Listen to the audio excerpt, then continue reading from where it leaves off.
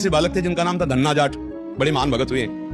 उनको परिवार की मां ले गई कथा सुनाने, तो कथा में कह रहे थे बिना भगवान का भोग लगाए जो खाता है वो पाप खाता है, भगवान की सेवा करनी चाहिए।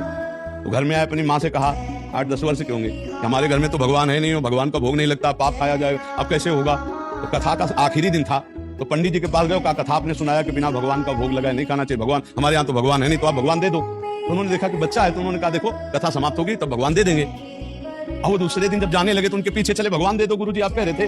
अब उन्होंने सोचा लड़का है, इसको ठाकुर जी तो दे नहीं सकते, तो भांग खाते थे, तो भांग का बट्टा ऊपर का, कहा ये भगवान है ले लो।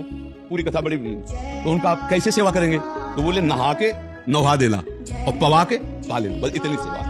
वो इतने खुशी हो, देखो विश्वास है क्या, भांग का बट्टा, इतने खुशी हो गए कि मुझे ठाकुर जी मिल गए, मुझे भगवान मिल गए। घर में गए, नहाया और ठाकुर जी को ना, वही मतलब भांग के बट्टा को नाम, और बाजरे की रोटी गरीब आदमी सामने रखा, पाओ प्रभु। वहां प्रभु कहाँ, एक दिन हो गया, तो उन्होंने सोचा हमारे पास कुछ है नहीं, लगता पंडित जी के पास खीर पुआ सब सामग्री थी, तो ठाकुर जी पाते, वो बिल्कुल ठाकुर जी मान रहे। दूसरा दिन हुआ फिर वही बाजरा, तीसरा दिन हुआ फिर वही बाजरे की रोटी। तब वो रो रो करके ऐसे भांग का बट्टा पकड़ा, कहने लगे प्रभु हमारे पास नहीं है कि हम तुम्हें खीर पूरी पुआ पवा सके। और गुरु जी ने कहा बिना पवाए पाना नहीं, अगर आप नहीं पाओगे तो हम चाहे मर जाए लेकिन नहीं पाएंगे। उसी समय श्री कृष्ण प्रकट हो गए, क्योंकि भगवान तो सर्वत्र है ना।